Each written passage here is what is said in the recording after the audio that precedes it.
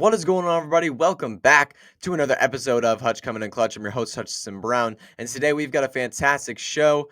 We're doing a little bit of a study over the next 2 weeks on this episode. All off season, I've been working on a study focusing on early success at every position in fantasy football. We'll explain more about what that means later when we get to that segment, but we also have some season-long bets to talk about over the next couple weeks. I want to talk about some season-long bets going on Underdog right now. You can make some bets, drop some money right now, and I think there's a few lines that are really, really interesting over there, and I want to talk about them. So without further ado, before I get in the show today, please follow me on Twitter. I'm at HutchisonB_FF. Make sure you subscribe to this podcast wherever you're listening so you'll be notified every single time a new episode does drop. Don't forget to follow me on Blue Sky, and don't forget to follow the podcast on Instagram and on TikTok, so you'll see news, clips, updates about the show. And also, I'm back from Peru, guys. I mean, this is my first podcast in a couple of weeks. If you didn't listen to the last couple episodes, I was briefly mentioning my church went on a mission trip over the last couple of weeks to Peru. We traveled through different villages in Peru. We went specifically to the Shawi Indians, and it was so awesome to be able to live in their villages. Like we really. A lot of times when you think mission trip, when you hear that kind of thing, you think of a very specific kind of look. And honestly, it wasn't like that at all. It wasn't like going in and saving them or what. Like, it really wasn't like, it wasn't us pushing ourselves in. Like, we were just welcomed in and we were just straight up put in their community and lived with them, among them. We ate their food, we drank their water, we lived with them. And it was so cool to be able to experience that. A lot of times, in America, we live for comfort, right? And in these villages, they're living more of a survival based life. And it's just so awesome to be able to experience that. So awesome to be able to engage, because I know a little bit of Spanish, and a lot of these people were speaking Spanish. So it was so awesome to be able to engage with them, interact with them, especially the kids, to be able to play with them. Especially we were playing a lot of soccer. We loved playing soccer with them. It was just an incredible time, man. God moved in a lot of ways, and it was an incredible trip. And that's all the details I'll give you for now, because I know we got to talk some fantasy football today, but I wanted to quickly update you. And there's a couple things on my Twitter as well with a few pictures, a few updates. It was really great time and really life-changing experience for me. I'm still processing. So without further ado, let's get into the show today. We're going to start with the bets. So on Underdog Fantasy right now, if you play on Underdog, I play a little bit of best ball in there, but there's also a lot of betting on Underdog. And right now they have a lot of great season-long lines you can bet on. And there's a few things I really wanted to talk about, some things I see that are either way too low or way too high. The first one, we're talking about Bryce Young. His over-under on touchdowns, I think, is absolutely absurd. It's at 18.5. And I think that's an easy over. He threw 15 last year, despite not throwing one in his first 7 games, because he sucked in the first 2 games. It was terrible. And then he also didn't play for like 5 more games. So he threw 15 in like 9 games or 10 games. And that was like with a very basic receiving core. That was with still growing into the quarterback he was in the last few games of the season. Like, if he has the true breakout this year that we saw at the end of the last season, there's no way he's going to be under 19 touchdowns, especially when you consider Ted McMillan's on this offense, Jalen Coker stepping into year 2, Jatavian Sanders stepping into year 2. You still have Adam Thielen there. You have a better offense around him. Like, it's so easy to see Bryce Young throwing for 25-ish touchdowns this year. 18.5 is simply way too low. The breakout is here, and his yardage is also at 3,100. I like that as well, but the touchdowns are a much better bet to me. Now let's talk about Drake London. His over-under on Underdog for receiving yards is quite low. I'm looking at 1,074.5. I think that's an easy smash over. Last year we saw 1,271 yards with a half okay Kirk Cousins and Michael Penix in the last 2 games. Let's talk about those last 2 games, because it's quite interesting. A lot of people have their question marks about Michael Penix, and while as a player, I think that's very fair. But when it comes to his targeting of Drake London, there's no questions. He's willing to hyper target his number 1 wide receiver. We saw that in college, and now we're seeing it in the pros as well. In the last 3 games, Drake London had 29 targets with Michael Penix in 3 games. That's a 10 target per game pace, basically. And he was on pace for 1,194 receiving yards. We saw one play in specific that really got me. The Falcons were in the red zone. I don't remember what game it was exactly, but it was with Michael Penix. They were in the red zone inside the 10-yard line, and I think it was 2nd and goal. And they threw a play to London where it's just a quick fade, make the play, jump over the defender, make the catch. Incomplete. He wasn't able to get it. They run out in the huddle, line up the exact same way, and do the exact play again, and they score a touchdown. Like, that is the definition of an alpha wide receiver one. You trust him to make the play. You give him the football consistently, and he comes up big for you. Drake London showed out last year in a big way with 1,200 receiving yards. Like I mentioned earlier, I think 1,074 is an easy line. Michael Penix would have an absolutely disastrous season for Drake London not hit this mark. And given what we saw last year, I don't think disastrous season is coming. I think at worst, he's going to be mediocre quarterback. Now let's look at Trey McBride. His receiving yard prop is a little low to me. I've taken all overs on this one. I'll take an under soon, actually. Trey McBride over 874 and a half receiving yards. He had over 1,100 last year. And while Marvin Harrison Jr.'s breakout could surprise us and it could, eat into Trey McBride's workload a little bit, and Kyler Murray's extended rushing could break into Trey McBride's workload a little bit. We've been seeing rumors, we've been seeing reports from Kyler Murray himself saying he wants to run more, and from the coaching staffs as well, saying they want him to run more. But looking at Trey McBride, he's an elite player. He got a massive bag of money this offseason from the Cardinals. Quite an athlete. He can make acrobatic catches where he's jumping over defenders, hurdling people. He can bulldoze you. I don't see him losing so much of a workload that he's going to be under 875 receiving yards. 1,100 last year. I'm expecting another 1,000-yard season. I think 875 is simply too low. I'd take the over there. And now looking at under this, I wanted to focus on fantasy relevant players because I want to talk about some fantasy football season outlooks on these players. But this player is not fantasy relevant, but I just think it's the easiest smash ever. Mike Williams' receiving prop is at like 499.5 yards.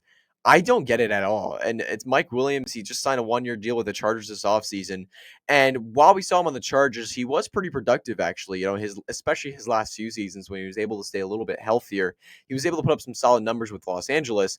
But when you look at last season, he played with the Jets and he played with the Steelers, both very limited receiving cores when he was on the team, and he wasn't able to do anything. He looked terrible. The ACL tear clearly impacted him. And now we're looking at like 32-year-old Mike Williams on this team where you have Lad McConkey, you have Trey Harris, you have a team that wants to run the football aggressively down your throat. And that's just not a situation that's going to promote Mike Williams' fantasy football value. So while you have the connection with Justin Herbert, I still think this is Trey Harris. I think he's going to come in and step in as a rookie and be that downfield threat and be an awesome player for their team. I do think he's a great, talented player, and I think he'll be able to beat out Mike Williams. So I'm not looking at 500 receiving yards from Mike Williams, especially considering his injury history and his age. I'm not looking at Mike Williams as an impact player. So 500 receiving yards, yeah, that's a high line. And another one I want to talk about is rookie Jack Besh. I would be hesitant about this one if we hadn't seen so much news about him, but his current line's at about 650.5 yards.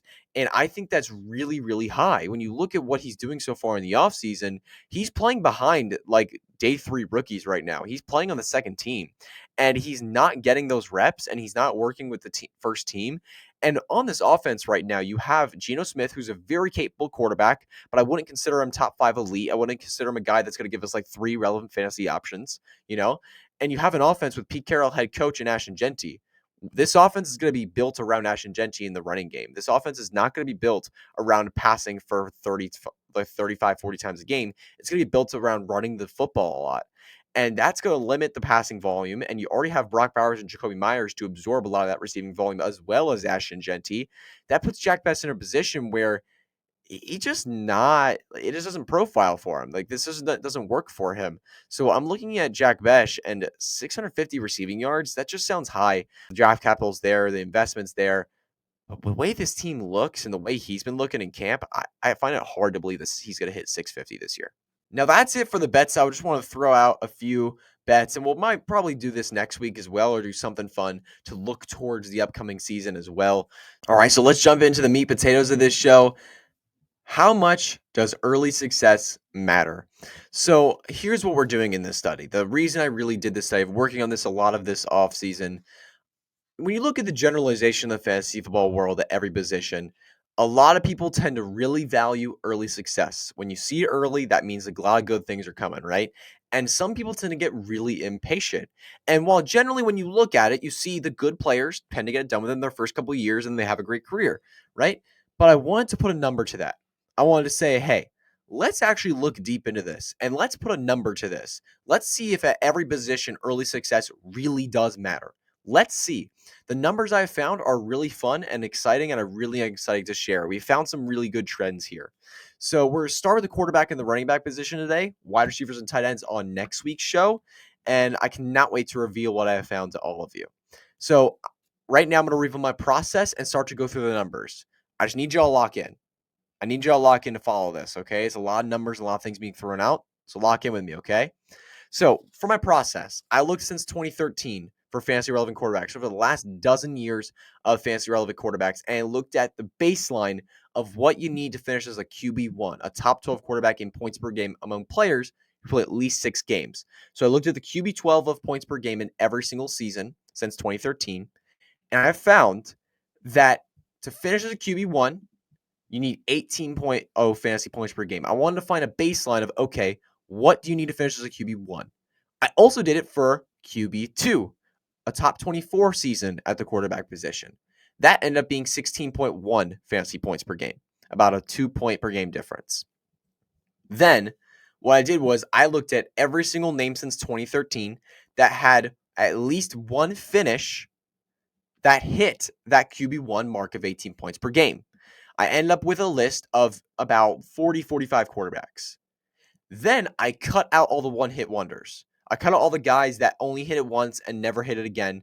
Actually, no, I don't think it was 40, 45. I think it was more like 35, 40. And I ended up with a list of 30 quarterbacks. These 30 quarterbacks, they may have started their career before 2013 or after 2013, but as long as they had a season within 2013 to 2025, they were in this list. So we have guys like Peyton Manning, Tom Brady, some GOATs, but we also have some guys like Kirk Cousins, Ryan Fitzpatrick on here, some very solid quarterbacks. Overall, very good list of quarterbacks, but they also weren't guys that all were GOATs and all were legends. There were some mediocre names in here too that ended up being really solid for fantasy. And this list of 30 quarterbacks are all players that had at least 2 QB1 seasons in their career. And now what I wanted to look at is how early does the success start for these successful quarterbacks? When you look at the first 2 seasons of 6+ games, so I did this because there are some quarterbacks that didn't get to start right away or had injuries earlier in their career and had multiple seasons in their first 2 years where they didn't get to start 6+ games. I eliminated those seasons. So we're looking at the quarterback's first 2 seasons. That means the first 2 seasons they had where they played 6 or more games. That might have been their 3rd and 4th season in the league. That might have been their 2nd, 3rd season in the league. It might have been their first 2 seasons in the league. But that's what we're looking at. So when you look at the first 2 seasons of 6+ games for quarterbacks, and among this sample, 83.33%, that's a large percentage, had at least a QB2 season once or better than that. At 83.33%. So what this number is showing us is that if you're not showing anything, like no flashes, like you're just terrible, you're outside the top 24 for 2 straight seasons, if you're just not flashing at all, like the odds are really against you. The quarterbacks that have success, the quarterbacks that finish as a QB1 multiple times, 83.3% of the time, they are giving us something to hold on to in their first 2 years. So if you're not doing within 2 years, if you're not doing anything within 2 years, that's a rough sign for future success. Now, let's look at QB1 seasons in their first 2 years. When you look at the first 2 seasons of 6+ games, only 63.33% of quarterbacks hit the 18 point per game mark and had that QB1 season. So that's not as significant as 83%, but that's still a significant number. 63% is nearly 2/3. So when you look at it, nearly 2/3 of the time, if you're going to be that successful multiple QB1 season in your career kind of player, you're hitting that QB1 mark at least once in your first 2 years in the league. That's tough, man. So if you're not hitting it, if you're not hitting in the first 2 years, it's not that the odds are severely against you, because 63% is not insane. You still have a chance, but the odds are against you. So the quarterback position, it's showing that early success really matters. Now, looking at a fun little stat here, there were only 2 quarterbacks in this 30 quarterback sample, so that's about 6%. Eli Manning and Big Ben. Those 2 quarterbacks were the only 2 quarterbacks to not hit the QB2 mark in their first 3 seasons. And both of them had a season of 15 plus points per game. So they were just under that QB2 mark. So they showed a little bit, but not enough to get that QB2 mark. So if you're not shown in 3 seasons, guys, the odds are really against you, like 94% against you. That's a bet I will take every single day. So if you have a quarterback that you're holding on to after a couple of years and it's just not going anywhere, this guy's someone that you shouldn't be holding on to. If there's still any value on him, there's still high value on him, you got to sell. And then a couple quarterbacks I want to look at too. Drake May, year 1 was a red year. He did not hit the QB2 mark. He was not there. But year 2 is going to be huge for him. We'll see what he does in year 2. We'll see if he flashes something in year 2, able to finish at least as a QB2 or maybe even QB1. He has Stephon Diggs now. He has Kyle Williams. He has Trayvon Henderson. This should be exciting. So we'll see. Caleb Williams is another quarterback to watch in this trend as well. Year 1 was a red year. Not a great year for him. He was outside the top 24 quarterbacks. But huge. Year 2 is huge. Let's go, Caleb Williams. And by the way, when I say outside the top 24, I mean his points per game mark based on the QB1 and QB2 marks. I mean his points per game mark. He actually was a top 20 quarterback in fantasy points per game this year, but he did not hit the QB2 or QB1 mark we were looking at. But I'm excited for Caleb in year 2, man. I think this is going to be huge. With Ben Johnson in this offense, I think he hits the QB1 mark in year 2. I have him ranked currently as my quarterback 6. And you can find my rankings on footballguys.com. And then another quarterback that we're looking at to test this mark, I wanted to give a few name examples and just throw them out there, is Tua Tagovailoa, man. He hit just over 18 in year 3. He was red in season 1 and season 2. And since then, he's had 2 QB2 range seasons. The numbers show that he's unlikely to hit another QB1 season because the guys that hit multiple QB1 seasons in their career, there are guys that are starting it early. They're guys that are hitting it within their first 2 years. And Tua just did not do that. So the odds of him having another QB1 season at any point in his career are looking really unlikely. So as a result, I'm starting to get a little worried about Tua based on the history of this. And, considering Tyreek Hill's aging out, considering he has concussion problems, considering the fact that he doesn't really run the football, it's really hard to predict a QB1 season for him or look at a QB1 season for him in the near future. So that's it for the quarterback position. I hope you all like that. I thought it was really fun to look at this. And now we saw some significant numbers that show early success for the quarterback position matters. But for the running backs, it was even more. So to go through my process real quick, it's very similar to the quarterback, but I want to reiterate to you guys, what I looked at. Looked since 2013, so the last dozen years of running backs, and found the average RB12 in points per game among players who played 6+ games in PPR scoring was about 15.1 fantasy points per game. I took out every name to finish above that mark since 2013. So every player to finish as a RB1 since 2013 in that stretch, leaving me about 40 plus running backs. Then I took out all the one-hit wonders. Then I have 37 running backs. So 37 running backs with multiple RB1 seasons. Obviously, we have some goats here. We have Jamal Charles. We have, some big names. Huge names at the running back position. But then we also have some guys that were like, they had like a couple seasons here and then they just kind of faded out. And it's just, we have a huge mix of running backs here, but overall, it's a very good list of players. Now, I took every single one of their careers, looked at all their points per game for every season, listed them out in order, organizing each year and color coding it. I did it on Google Sheets and color coding it. RB1 season, an RB2 season, which ended up being about 13.0 fantasy points per game, and an NA season, which was less than 6 games played. Now we have our numbers. When you look at the first 2 seasons of 6+ games for our running back, 89.2% of the running backs, that's nearly 90%, had at least one RB2 season or better in their first 2 seasons. The quarterbacks was significant here with 83.33%, but the running backs are even more at 89%.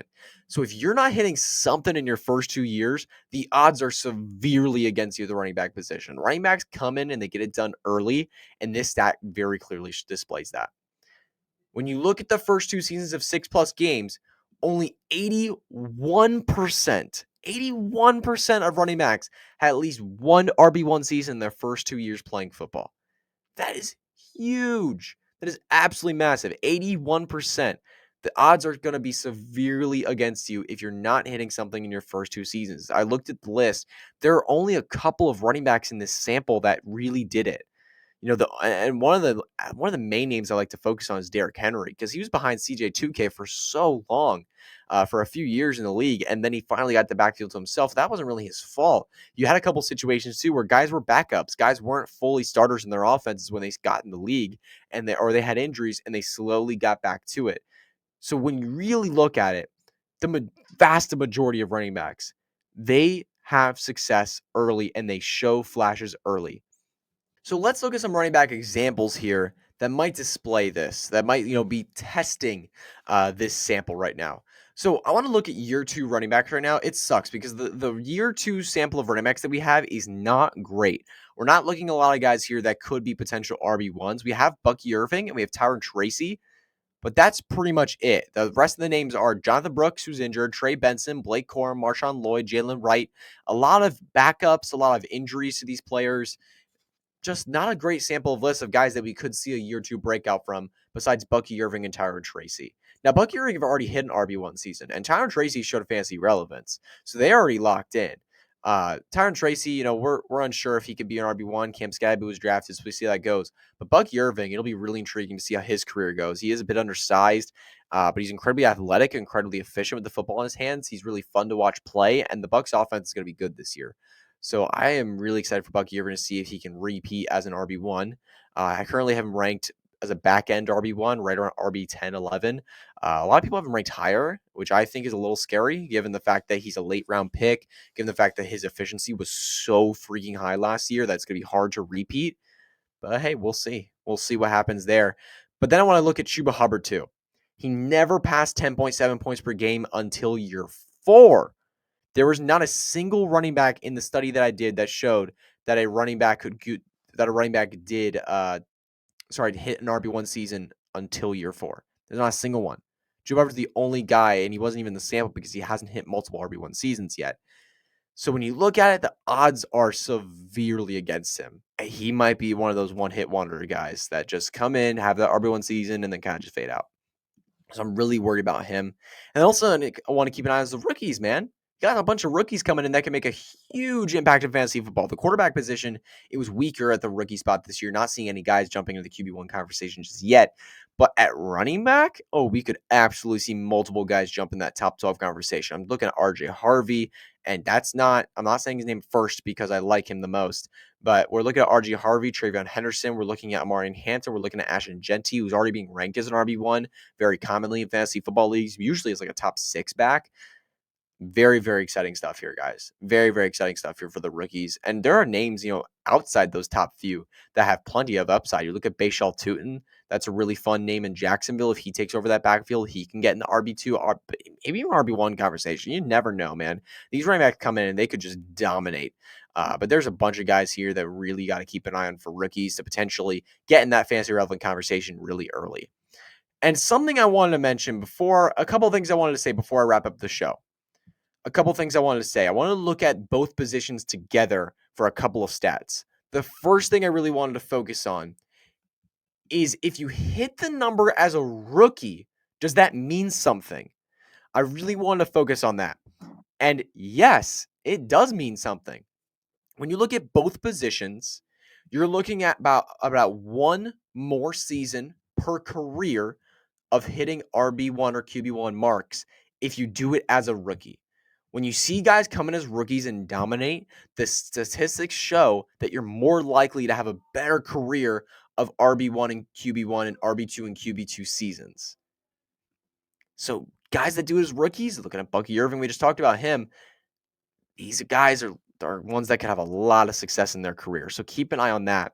And another thing I wanted to mention is draft capital. Does draft capital matter in this? This is something completely separate from early success, but looking at the successful players in the NFL, how much does draft capital matter? How much of them were early round picks? So looking at the quarterback position, sorry, let me pull it up real quick. I lost it for a second. There we go. 2/3 of them or first round or second round or third round picks. So day 1 or day 2 picks. That's 2/3. So day 3 QBs, not a huge hit rate here. And you think day 3 QBs are a rough hit rate. Let's look at the running backs. Dude, Day three running backs are commonly looked at as pretty bad picks. Yeah. 83% of the running backs on our list of 37 that had multiple RB1 seasons in their career, 83% of them came from day one or day two in the draft. 17% from day three. I mean, obviously it's day three. You'd expect a lower hit rate, but 17%.